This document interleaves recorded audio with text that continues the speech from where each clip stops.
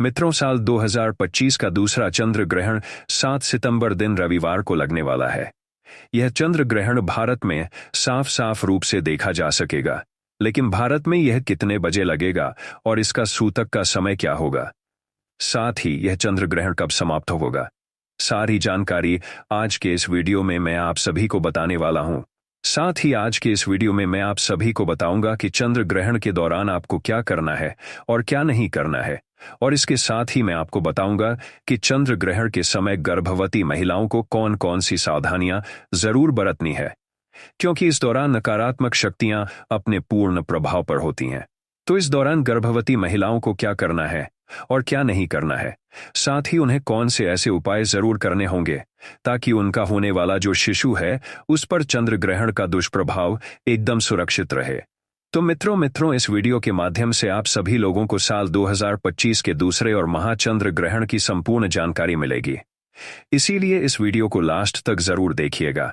साथ ही इस वीडियो को देखने के बाद में आप ज्यादा से ज्यादा अपने पड़ोसी और रिश्तेदारों के साथ इस वीडियो को शेयर करना भी बिल्कुल मत भूलिएगा। साथ ही चंद्र ग्रहण की इस वीडियो को लाइक करके हमारे चैनल सब्सक्राइब जरूर कीजिएगा, ताकि आने वाली हर एक वीडियो सबसे पहले आपको संपूर्ण जानकारी के रूप में मिल सके। तो मित्रों, साल 2025 में कुल 4 ग्रहण है, जिनमें से 2 सूर्य ग्रहण और 2 चंद्र ग्रहण है, और इस साल 2025 में जो पहला चंद्र ग्रहण था वह 14 मार्च को लग चुका है, और अब साल 2025 का यह दूसरा और अंतिम चंद्र ग्रहण 7 सितंबर दिन रविवार को लगने जा रहा है। पर मित्रों, यह कोई मामूली चंद्र ग्रहण नहीं होगा, बल्कि एक महाचंद्र ग्रहण होगा, जिसका न केवल पूरी दुनिया के ज्योतिष पंडित बल्कि एस्ट्रोलॉजर भी बेसब्री से इंतजार कर रहे हैं। आपको बता दें कि ज्योतिष शास्त्र में चंद्र ग्रहण को अशुभ घटना के रूप में देखा जाता है, क्योंकि चंद्र ग्रहण के दौरान चंद्रमा पीड़ित अवस्था में होते हैं और अशुभ फल देते हैं, क्योंकि इस समय चंद्रमा की जो शक्ति है वह बिल्कुल ही क्षीण होती है। इस दौरान कई ऐसे कार्य हैं जिनको करना बिल्कुल ही वर्जित होता है। खास तौर पर जो शुभ कार्य हैं उन्हें चंद्र ग्रहण के समय बिल्कुल भी नहीं करना चाहिए। आपको बता दें कि चंद्र ग्रहण एक खगोलीय घटना है। जब पृथ्वी सूर्य और चंद्रमा के बीच में आती है तब इसे ही चंद्र ग्रहण कहा जाता है। आपको बता दें कि साल 2025 में 7 सितंबर को लगने वाला यह चंद्र ग्रहण एक पूर्ण चंद्र ग्रहण होगा। इसमें पृथ्वी चंद्रमा को पूरी तरीके से ढक लेगी, और 7 सितंबर का लगने वाला यह चंद्र ग्रहण भाद्रपद मास के शुक्ल पक्ष की पूर्णिमा तिथि को लगेगा। चलिए अब जान लेते हैं कि 7 सितंबर को लगने वाला यह चंद्र ग्रहण कहां कहां पर दिखाई देगा। तो यह चंद्र ग्रहण भारत के हर शहर से साफ साफ देखा जा सकेगा, और भारत के साथ साथ यह चंद्र ग्रहण संपूर्ण एशिया, ऑस्ट्रेलिया, यूरोप, न्यूजीलैंड, पश्चिम और उत्तरी अमेरिका, दक्षिणी अमेरिका और अफ्रीका के पूर्वी क्षेत्रों में दिखाई देगा। और अब बात कर लेते हैं इस चंद्र ग्रहण के समय की। तो मित्रों, भारतीय समय के अनुसार इस चंद्र ग्रहण की शुरुआत 7 सितंबर 2025 की रात 9:58 पर हो जाएगी, और इस चंद्र ग्रहण की समाप्ति मध्य रात्रि उपरांत यानी कि देर रात 1:26 पर होगी। इस चंद्र ग्रहण की कुल अवधि लगभग 3 घंटे 222 तक रहेगी। और बात कर लें इस चंद्र ग्रहण के सूतक काल की, तो देखिए, जब सूर्य ग्रहण लगता है तो उसका जो सूतक काल होता है वह 12 घंटे पहले से मान्य होता है, लेकिन चंद्र ग्रहण में सूतक काल 9 घंटे पहले से ही मान्य होता है। और क्योंकि यह चंद्र ग्रहण भारत में दिख रहा है, इसलिए भारत में भी इस चंद्र ग्रहण का सूतक काल बिल्कुल ही मान्य होगा। इस बात का आप थोड़ा सा ध्यान रखिएगा। बात कर लें सूतक काल के समय की, तो आपको बता दूं कि इस चंद्र ग्रहण का सूतक काल की शुरुआत 7 सितंबर 2025 की दोपहर 12:49 पर हो जाएगा, और सूतक काल की समाप्ति ग्रहण के साथ ही 7 सितंबर 2025 की मध्य रात्रि उपरांत यानी कि देर रात 1:26 पर होगी। इसलिए मित्रों, इस बात का खास रूप से ध्यान रखिएगा कि भारत में सूतक काल और ग्रहण के सारे नियम मान्य होंगे। भारत में रहने वाले लोगों को इस चंद्र ग्रहण के समय विशेष रूप से सावधानी बरतनी होगी। खासकर गर्भवती महिलाओं को इस समय विशेष सावधानी बरतने की आवश्यकता होती है, क्योंकि ग्रहण का सीधा प्रभाव गर्भ में पल रहे शिशु पर पड़ता है। इसलिए चंद्र ग्रहण के समय गर्भवती महिलाओं को चांद की रोशनी में नहीं जाना चाहिए, और अपने गर्भ पर ग्रहण की छाया तो बिल्कुल ही नहीं पड़ने देनी चाहिए। साथ ही चंद्र ग्रहण के समय गर्भवती महिलाओं को ज्यादा से ज्यादा भगवान का ध्यान, मंत्र जाप आदि करते रहना चाहिए या किसी धार्मिक पुस्तक का पाठ करना चाहिए। गर्भवती महिलाओं को नुकीली और धारदार चीजों का प्रयोग इस समय सूतक काल और ग्रहण के दौरान बिल्कुल भी करना वर्जित माना जाता है। गर्भवती को ग्रहण में गलती से भी देखना नहीं चाहिए। मित्रों, ग्रहण के समय गर्भवती महिलाओं को किसी भी बात की टेंशन नहीं लेनी चाहिए और इस दौरान गर्भवती महिला को झुककर भी कोई भी काम नहीं करना चाहिए। इस समय सुई धागे का इस्तेमाल ना करें और ना ही बुनाई करें। ऐसा माना जाता है कि ग्रहण के समय प्रेग्नेंट महिला को धातु से निर्मित चीजों का प्रयोग भी नहीं करना चाहिए और ना ही उन्हें इस समय शरीर में धारण करना चाहिए। संभव हो तो ग्रहण खत्म होने के बाद गर्भवती महिला को स्नान अवश्य ही करना चाहिए और ग्रहण के दौरान अपने पेट पर गेरू का लेप अवश्य ही करके रखना चाहिए। अगर आप बीमार हैं तो किसी कारणवश स्नान ना कर पाएं, संभव ना हो तो कम से कम अपने ऊपर गंगाजल का छिड़काव अवश्य ही करें और अपने कपड़े अवश्य बदल लें।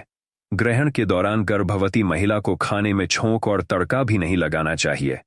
खाने को जितना साधारण रखें उतना ही बेहतर होगा। इसके अलावा बता दें कि ग्रहण के समय पति पत्नी को शारीरिक संबंध भी नहीं बनाने चाहिए। ऐसा करने से आपके घर की सुख शांति खराब हो जाती है। यदि आपकी कुंडली में कोई दोष है तो इस समय ग्रहण के दौरान आप घर से बाहर ना निकलें। खासकर जिनकी कुंडली में राहु केतु का प्रभाव ज्यादा हो, आपको बता दें कि ग्रहण के दौरान तेल मालिश भी नहीं करनी चाहिए। ऐसा करने से त्वचा संबंधी रोगों का सामना करना पड़ता है। दोस्तों, ग्रहण के समय तुलसी के पत्तों का विशेष महत्व होता है। इस समय तुलसी के पत्तों को तोड़ना अशुभ माना जाता है। किसी भी चीज में खाने पीने की जो चीजें हैं उनमें तुलसी दल तोड़कर पहले से ही रख लें और फिर उन्हें जरूर ही डालें। इसके अलावा बता दें कि चंद्र ग्रहण के समय सभी लोगों को कुछ खास बातों का जरूर ध्यान रखना चाहिए, क्योंकि चंद्र ग्रहण का नकारात्मक प्रभाव सभी लोगों के जीवन में देखने को मिलता है। ध्यान रखें कि चंद्र ग्रहण के दौरान बालों में तेल लगाना, भोजन करना, पानी पीना, सोना या बाल बनाना, ये सभी कार्य बिल्कुल ही वर्जित होते हैं। इस दौरान कपड़े धोना, बर्तन धोना, खाना बनाना या फिर ताला खोलना और दंत मंजन करने की भी मनाही की जाती है। अगर आप बीमार हैं, बुजुर्ग हैं या बच्चे हैं या फिर गर्भवती महिला हैं और इस समय ग्रहण के समय कुछ भी खाने पीने की आवश्यकता हो तो आप ग्रहण के सूतक काल लगने से पहले ही खाने पीने की पूरी तैयारी कर लें और हर एक खाने पीने के सामान में तुलसी दल डालना बिल्कुल भी ना भूलें। इससे उन अन्न और जल में ग्रहण का दोष नहीं लगता है और आप ग्रहण की नकारात्मकता से एकदम सुरक्षित रहेंगे। मित्रों, इसके अलावा चंद्र ग्रहण के समय कोई भी शुभ कार्य नहीं करना चाहिए। आपको बता दें कि ग्रहण के दौरान पूजा भी निषेध मानी गई है। इस दौरान आरती पूजा पाठ करने की मनाही होती है। इस दौरान मूर्ति का स्पर्श करना बिल्कुल ही वर्जित होता है, क्योंकि इस समय प्रकृति सबसे ज्यादा संवेदनशील स्थिति में होती है। यही कारण है कि इस दौरान पेड़ पौधे फूल पत्ते तोड़ना नहीं चाहिए। शास्त्रों के अनुसार चंद्र ग्रहण के दौरान नाखून काटना, बाल काटना, दाढ़ी बनाना अशुभ माना जाता है। आप ग्रहण के समय मांस, मछली, मदिरा आदि का सेवन भी ना करें।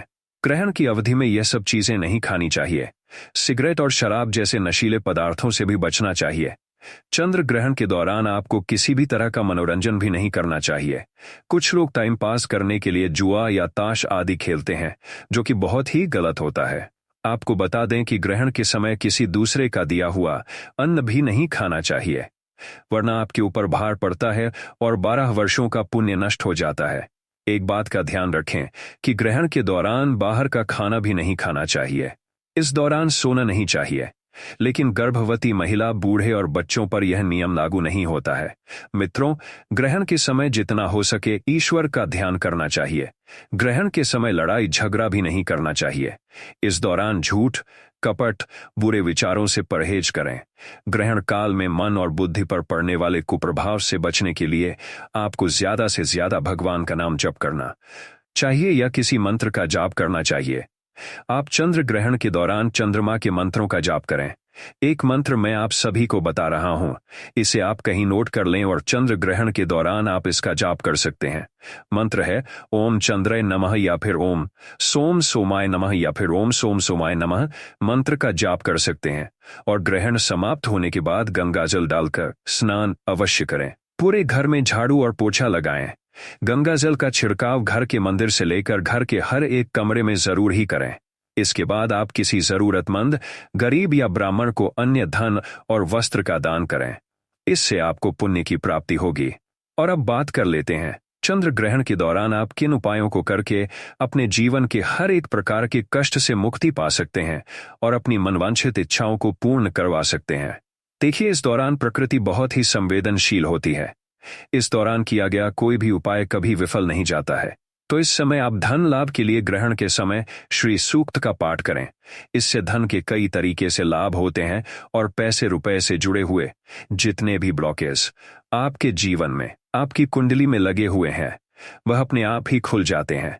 सुख समृद्धि के लिए ग्रहण के समाप्त होने के बाद गाय माता को गुड़ और रोटी अवश्य ही खिलाएं। इससे घर में सुख समृद्धि की प्राप्ति होती है। नजर दोष से मुक्ति पाने के लिए ग्रहण के बाद काले तिल और सरसों के तेल का दीपक पीपल वृक्ष के नीचे जरूर जलाएं। इससे नजर दोष की समस्या से आपको मुक्ति मिलती है। चंद्रमा के दोष, कुंडली में मांगलिक दोष हो या फिर चंद्र दोष हो, तो इसके निवारण हेतु ग्रहण के समय चंद्र मंत्र का जाप करें और चांदी के बर्तन में दूध भरकर शिवलिंग पर अर्पित कीजिए। इससे चंद्र दोष बिल्कुल ही समाप्त हो जाएगा। स्वास्थ्य लाभ हेतु अगर घर परिवार में कोई बहुत ज्यादा बीमार रहता है तो ग्रहण समाप्त होने के बाद स्नान कर गंगाजल छिड़कें और भगवान विष्णु का ध्यान करें।